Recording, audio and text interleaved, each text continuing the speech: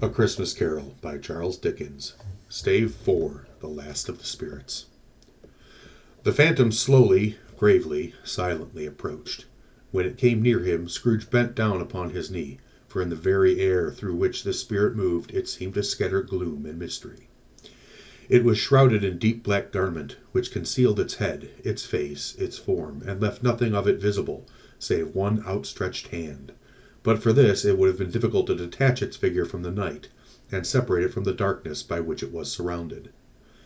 He felt that it was tall and stately when it came beside him, and that its mysterious presence filled him with a solemn dread. He knew no more, for the spirit neither spoke nor moved. "I am in the presence of the ghost of Christmas yet to come," said Scrooge. The spirit answered not, but pointed onward with his hand.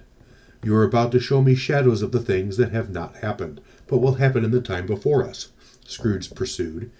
"Is that so, spirit?" The upper portion of the garment was contracted for an instant in its folds, as if the spirit had inclined its head. That was the only answer he received. Although well used to ghostly company by this time, Scrooge feared the silent shape so much that his legs trembled beneath him, and he found that he could hardly stand when he prepared to follow it. The spirit paused a moment, as observing his condition and giving him time to recover. But Scrooge was all the worse for this. It thrilled him with a vague, uncertain horror to know that, beyond the dusky shroud, there were ghostly eyes intently fixed upon him, while he, though he stretched his own to the utmost, could see nothing but a spectral hand and one great heap of black. "Ghost of the future," he exclaimed, "I fear you more than any spectre I have seen. But as I know your purpose is to do me good, and as I hope to live by another man from what I was, I am prepared to bear your company, and do it with a thankful heart. Will you not speak to me?" It gave him no reply. The hand was pointed straight before them. "Lead on," said Scrooge. "Lead on. The night is waning fast, and it is precious time to me, I know. Lead on, spirit." The phantom moved away as it came towards him. Scrooge followed in the shadow of its dress, which bore him up, he thought, and carried him along. They scarcely seemed to enter the city, for the city rather seemed to spring up around them, and encompass them of its own act. But there they were in the heart of it, on change amongst the merchants, who hurried up and down, and chinked the money in their pockets, and conversed in groups, and looked at their watches, and trifled thoughtfully with their great gold seals, and so forth, as Scrooge had seen them often. The spirit stepped beside one knot of businessmen. Observing that the hand was pointed to them, Scrooge advanced to listen to their talk. "No," said a great fat man with a monstrous chin, "I don't know much about it either way. I only know he's dead." "When did he die?" inquired another. "Last night, I believe." "Why, what was the matter with him?" asked a third, taking a vast quantity of snuff out of a very large snuff-box. "I thought he'd never die." "God knows," said the first with a yawn. "What has he done with his money?" asked a red-faced gentleman with a pendulous excrescence on the end of his nose, that shook like the gills of a turkey-cock. "I haven't heard," said the man with the large chin, yawning again. "Left it to his company, perhaps." "He hasn't left it to me, that's all I know." This pleasantry was received with a general laugh. "It's likely to be a very cheap funeral," said the same speaker, "for upon my life I don't know of anybody to go to it. Suppose we make up a party and volunteer." "I don't mind going if the lunch is provided," observed the gentleman with the excrescence on his nose, "but I must be fed if I make one." Another laugh. "Well, I am the most disinterested among you, after all," said the first speaker, "for I never wear black gloves, and I never eat lunch. But I'll offer to go if anybody else will. When I come to think of it, I'm not at all sure that I wasn't his most particular friend, for we used to stop and speak whenever we met. Bye-bye." Speakers and listeners strolled away, and mixed with other groups. Scrooge knew the men, and looked towards the spirit for an explanation. The phantom glided down onto the street. Its finger pointed to two persons meeting. Scrooge listened again, thinking that the explanation might lie here. He knew these men also perfectly. They were men of business, very wealthy and of great importance. He had made a point of always of standing well in their esteem in a business point of view. That is, strictly in a business point of view. "How are you?" said one. "How are you?" returned the other. "Well," said the first, "Old Scratch has got his own at last, hey?" "So I'm told," returned the second. "Cold, isn't it?" "Seasonable for Christmas time. You're not a skater, I suppose?" "No, no." Something else to think of. Good morning. Not another word. That was their meeting, their conversation, and their parting. Scrooge was at first inclined to be surprised that the spirit should attach importance to conversations apparently so trivial, but feeling assured that they must have some hidden purpose, he set himself to consider what it was likely to be. They could scarcely be supposed to have any bearing on the death of Jacob, his old partner, for that was past, and this ghost's provenance was the future. Nor could he think of anybody immediately connected with himself to whom he could apply them.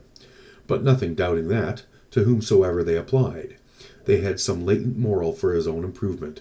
He resolved to treasure up every word he heard, and everything he saw, and especially to observe the shadow of himself when it appeared.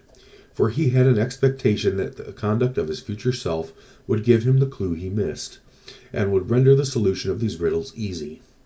He looked about in that very place for his own image, but another man stood in his accustomed corner, and though the clock pointed to his usual time of day for being there, he saw no likeness of himself among the multitudes that poured in through the porch. It gave him little surprise, however, for he had been revolving in his mind a change of life, and thought and hoped he saw his new-born resolutions carried out in this. Quiet and dark, beside him stood the phantom, with its outstretched hand. When he roused himself from his thoughtful quest, he fancied, from the turn of the hand, in the situation in reference to himself, that the unseen eyes were looking at him keenly. It made him shudder and feel very cold. They left the busy scene and went into an obscure part of the town, where Scrooge had never penetrated before, although he recognized its situation and its bad repute. The ways were foul and narrow, and the shops and houses wretched, the people half-naked, drunken, slipshod, ugly. Alleys and archways, like so many cesspools, disgorged their offences of smell and dirt, and life upon the straggling streets, and the whole quarter reeked with crime, with filth, and misery. Far in this den of infamous resort, there was a low-browed, beetling shop below a penthouse roof, where iron, old rags, bottles, bones, and greasy offal were bought. Upon the floor within were piled up heaps of rusty keys, nails, chains, hinges, files, scales, weights, and refuse iron of all kinds. Secrets that few would like to scrutinize were bred and hidden in the mountains of unseemly rags, masses of corrupted fat, and sepulchres of bones. Sitting in among the wares he dealt in, by a charcoal stove made of old bricks, was a gray-haired rascal, nearly 70 years of age, who had screened himself from the cold air without by a frosy curtaining of miscellaneous tatters hung upon a line, and smoked his pipe in all the luxury of calm retirement. Scrooge and the phantom came into the presence of this man, just as a woman with a heavy bundle slunk into the shop, but she had scarcely entered when another woman, similarly laden, came in too, and she was closely followed by a man in faded black, who was no less startled by the sight of them than they had been upon the recognition of each other. After a short period of blank astonishment, in which the old man with the pipe had joined them, they all three burst into a laugh. "Let the chairwoman alone be the first," cried she who had entered first. "Let the laundress alone to be the second, and let the undertaker's man alone be the third. Look here, old Joe, here's a chance, if we haven't all three met here without meaning it."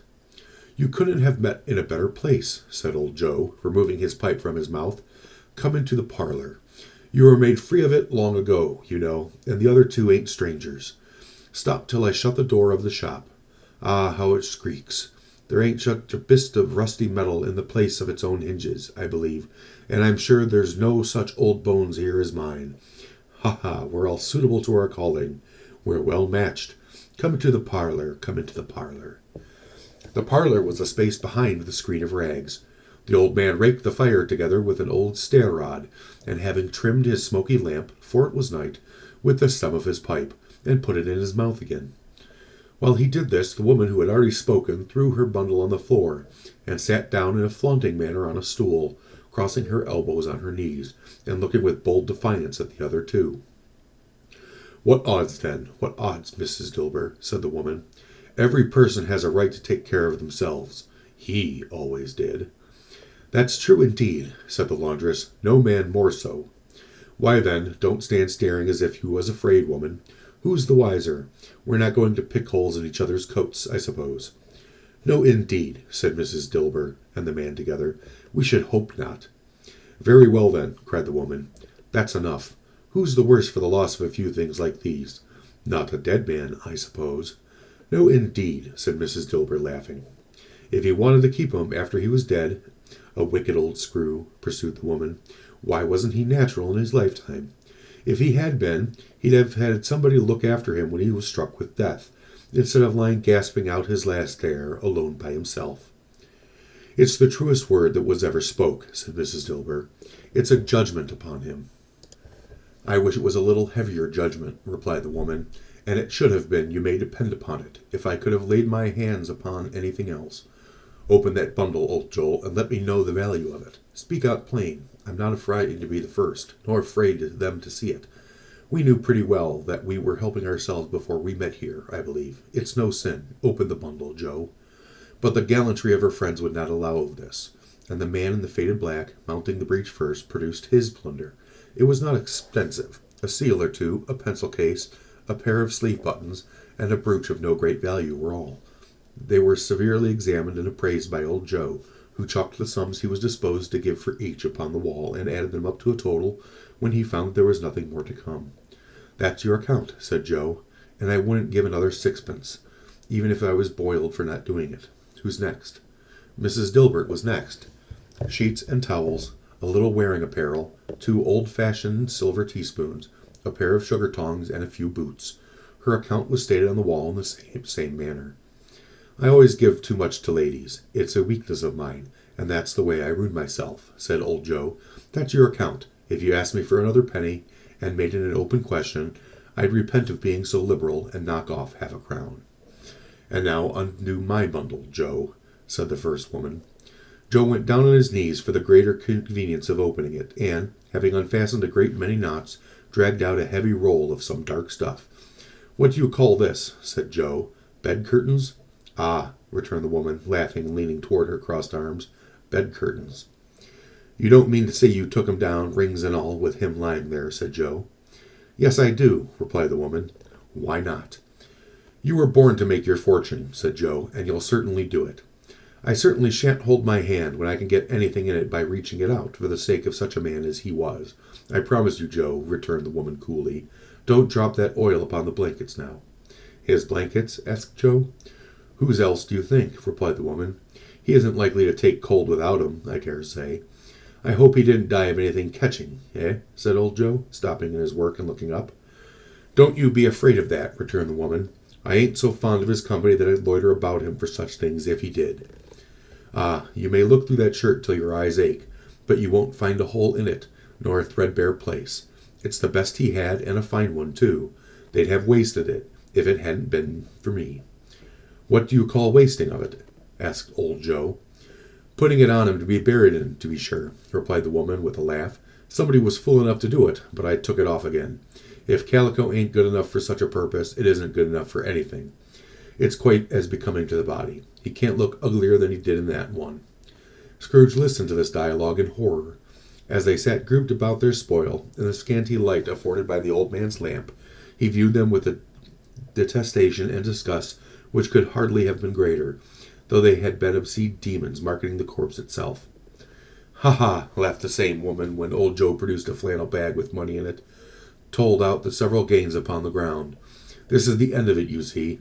He frightened away everyone from him when he was alive, to profit us when he was dead. Ha ha ha! Spirit, said Scrooge, shuddering from head to foot. I see. The case of this unhappy man might be my own. My life tends that way now. Merciful heaven, what is this? He recoiled in terror, for the scene had changed, and now he almost touched a bed, a bare, uncurtained bed, on which beneath a ragged sheet there lay something covered up, which, though it was dumb, announced itself in awful language. The room was very dark, too dark to be observed with any accuracy, though Scrooge glanced round in obedience to a secret impulse, anxious to know what kind of room it was. A pale light, rising in the outer air, fell straight upon the bed, and on it, plundered and bereft, unwatched, unwept, uncared for, was the body of this man. Scrooge glanced towards the phantom. Its steady hand was pointing to the head. The cover was so carelessly adjusted that the slightest raising of it, the motion of a finger upon Scrooge's part, would have disclosed the face. He thought of it, how easy it would be to do, and longed to do it, but he had no more power to withdraw the veil than to dismiss the spectre at his side. O cold, cold, rigid, dreadful death, set upon thine altar here, and dress it with such terrors as thou hast at thy command, for this is thy dominion. But of the loved, revered, and honored head thou canst not turn one hair to thy dread purposes, or make one feature odious. It is not the hand that is heavy, and will fall down when released. It is not that the heart and pulse are still, but that the hand was open, generous, and true, the heart brave, warm, and tender, and the pulse a man's. Strike, shadow, strike, and see his good deed springing from the wound, to sow the world with life immortal. No voice pronounced these words in Scrooge's ears, and yet he heard them when he looked upon the bed. He thought, if this man could be raised up now, what would his foremost thoughts? Avarice, hard dealing, griping cares, they have brought him to a rich end, truly. He lay in the dark, empty house, with not a man, a woman, or a child to say he was kind to me in this or that, and from the memory of one kind word I will be kind to him. A cat tearing at the door, and there was a sound of gnawing rats beneath the hearthstone. What they wanted in the room of death, and why they were so restless and disturbed, Scrooge did not dare to think. Spirit, he said, this is a fearful place. In leaving it, I shall not leave its lesson. Trust me. Let us go. Still, the ghost pointed with an unmoved finger to the head. I understand you, Scrooge returned, and I would do it if I could, but I have not the power, Spirit. I have not the power. Again it seemed to look upon him. If there is any person in the town who feels emotion caused by this man's death, said Scrooge, quite agonized, show that person to me, Spirit, I beseech you. The phantom spread its dark robe before him for a moment, like a wing, and withdrawing it removed a room by daylight, where a mother and her children were. She was expecting someone, and with anxious eagerness, for she walked up and down the room, started at every sound, looked out from the window, glanced at the clock, tried, but in vain, to work with her needle, and could hardly bear the voices of her children in their play. At length the long-expected knock was heard.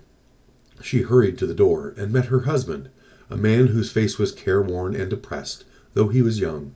There was a remarkable expression in it now, a kind of serious delight of which he felt ashamed, and he struggled to repress. He sat down to the dinner that had been hoarded for him by the fire, and when she asked him faintly, what news, which was not until after a long silence, he appeared embarrassed to answer. Is it good, she said, or bad? To help him. Bad, he answered. We are quite ruined? No, there is hope yet, Caroline. If he relents, she said, amazed. There is, nothing is past hope, if such a miracle has happened. He is past relenting, said her husband. He is dead. She was a mild and patient creature, if her face spoke truth, but she was thankful in her soul to hear it, and she said so with clasped hands. She prayed forgiveness in the next moment, and was sorry. But the first was the emotion of her heart. What the half-drunken woman, who I told you of last night, said to me when I tried to see him and obtain a week's delay, and what I thought was a mere excuse to avoid me, turns out to have been quite true. He was not only ill, but dying then. To whom will our debt be transferred? I don't know, but before that time we shall be ready with the money, and even though we were not, it would be bad fortune indeed to find so merciless a creditor and his successor. We may sleep tonight with light hearts, Caroline. Yes, soften it as they would, their hearts were lighter. The children's faces, hushed and clustered round to hear what they so little understood, were brighter, and it was a happier house for this man's death. The only emotion that the ghost could show him, caused by the event, was one of pleasure. Let me see some tenderness connected with the death, said Scrooge, or that dark chamber spirit which we left just now will be forever present to me. The ghost conducted him through several streets familiar to his feet, and as they went along, Scrooge looked here and there to find himself, but nowhere was he to be seen. They entered poor Rob Cratchit's house, the dwelling he had visited before, and found the mother and the children seated round the fire. Quiet, very quiet. The noisy little Cratchits were still as statues in one corner, and sat looking up at Peter, who had a book before him. The mother and her daughters were engaged in sewing, but surely they were very quiet. And he took a child, and set him in the midst of them. Where had Scrooge heard these words? He had not dreamed them, and the boy must have read them out as he and the spirit crossed the threshold. Why did he not go on?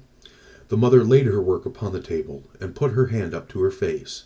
"The color hurts my eyes," she said. "The color? Ah, poor Tiny Tim."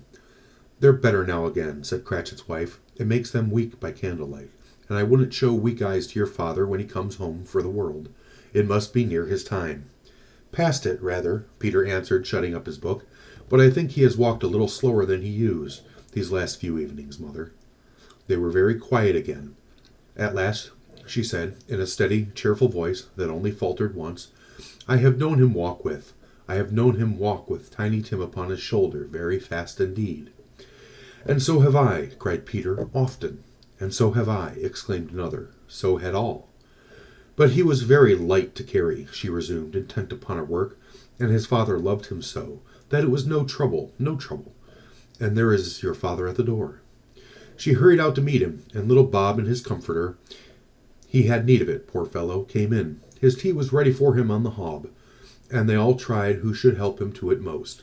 Then the two young Cratchits got upon his knees, and laid each child a little cheek against his face, as if they said, "Don't mind it, father, don't be grieved."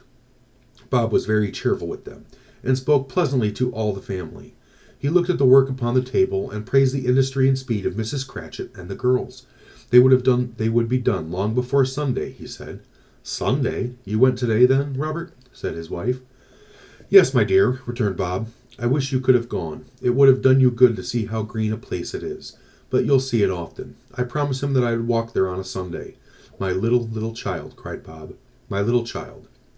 He broke down all at once. He couldn't help it. If he could have helped it, he and his child would have been farther apart, perhaps, than they were. He left the room, and went upstairs into the room above, which was lighted cheerfully and hung with Christmas. There was a chair set close beside the child, and there were signs of someone having been there lately. Poor Bob sat down in it, and when he thought a little and composed himself, he kissed the little face. He was reconciled to what had happened, and went down again quite happy. They drew about the fire and talked, the girls and mother working still. Bob told them of the extraordinary kindness of Mr. Scrooge's nephew, from whom he had scarcely seen but once, and who, meeting him in the street that day, and seeing that he looked just a little down, you know, said Bob, inquired what had happened to distress him. On which, said Bob, for he is the pleasantest spoken gentleman you've ever heard, I told him, "I am heartily sorry for it, Mr. Cratchit, and heartily sorry for your good wife. By the by, how he ever knew that, I don't know." "Knew what, my dear?" "Why, that you were a good wife," replied Bob. "Everybody knows that," said Peter.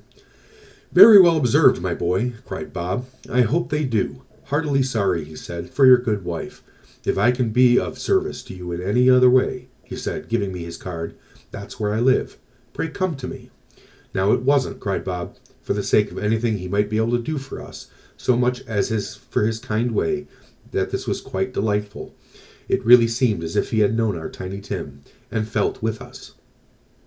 "I'm sure he's a good soul," said Mrs. Cratchit. "You would be sure of it, my dear," returned Bob, "if you saw and spoke to him. I shouldn't be at all surprised, mark what I say, if he got Peter a better situation." "Only hear that, Peter," said Mrs. Cratchit.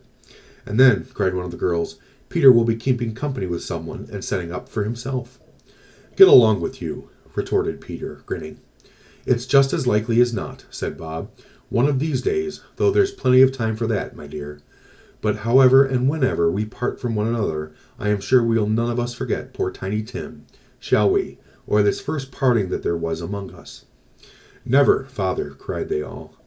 "And I know," said Bob, "I know, my dears, that when we recollect how patient and how mild he was, although he was a little child, we shall not quarrel easily among ourselves, and forget poor Tiny Tim in doing it." "No, never, father," they all cried again. "I am very happy," said little Bob. "I am very happy." Mrs. Cratchit kissed him, his daughters kissed him, the two young Cratchits kissed him, and Peter himself shook hands.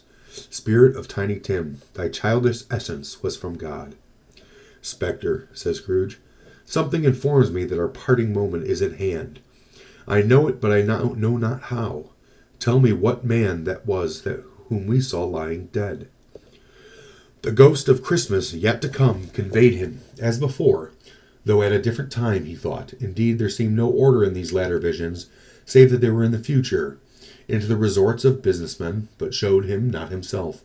Indeed, the spirit did not stay for anything, but went straight on, as to the end just now desired, until besought by Scrooge to tarry for a moment. "This court," said Scrooge, "through which we hurry now, is where my place of occupation is, and has been for a length of time. I see the house. Let me behold what I shall be in days to come." The spirit stopped. The hand was pointed elsewhere. "The house is yonder," Scrooge exclaimed. "Why do you point away?" The inexorable finger underwent no change. Scrooge hastened to the window of his office and looked in. It was an office still, but not his. The furniture was not the same, and the figure in the chair was not himself. The phantom pointed as before. He joined it once again, and, wondering why and whither he had gone, accompanied it until reached an iron gate. He paused to look round before entering. A churchyard! Here, then, the wretched man whose name he had now to learn lay underneath the ground. It was a worthy place, walled in by houses, overrun by grass and weeds, the growth of vegetation's death, not life, choked up with too much burying, fat with repleted appetite, a worthy place. The spirit stood among the graves and pointed down to one. He advanced towards it, trembling. The phantom was exactly as it had been, but he dreaded that he saw new meaning in its solemn shape. "Before I draw nearer to that stone to which you point," said Scrooge, "answer me one question. Are these the shadows of things that will be, or are they the shadows of things that may be only?" Still, the ghost pointed downward to the grave by which it stood. "Men's courses will foreshadow certain ends, to which, if persevered in, they must lead," said Scrooge. "But if the courses be departed from, the ends will change. Say it thus, that with what you show me." The spirit was immovable as ever. Scrooge crept towards it, trembling as he went, and, following the finger, read upon the stone of the neglected grave in his own name, Ebenezer Scrooge. "Am I that man who lay upon the bed?" he cried upon his knees. The finger pointed to the grave to him, and back again. "No, spirit, oh no, no." The finger still was there. "Spirit," he cried, tight clutching at his robe, "hear me. I am not the man I was. I will not be the man I must have been for this intercourse. Why show me this, if I am past all hope?" For the first time the hand appeared to shake. "Good spirit," he pursued, as down upon the ground he fell before it, "your nature intercedes for me, and pities me. Assure me that I may yet change these shadows you have shown me by an altered life." The hand trembled. "I will honor Christmas in my heart, and will try to keep it all year. I will live in the past, the present, and the future. The spirits of all three shall strive within me. I will not shut out the lessons that they teach me. Oh, tell me I may sponge away the writing on this stone." In his agony he caught the spectral hand. It sought to free itself, but he was strong in his entreaty and detained it. The spirit, stronger yet, repulsed him. Holding up his hands in a last prayer to have his fate reversed, he saw an alteration in the phantom's hood and dress. It shrunk, collapsed, and dwindled down into a bedpost.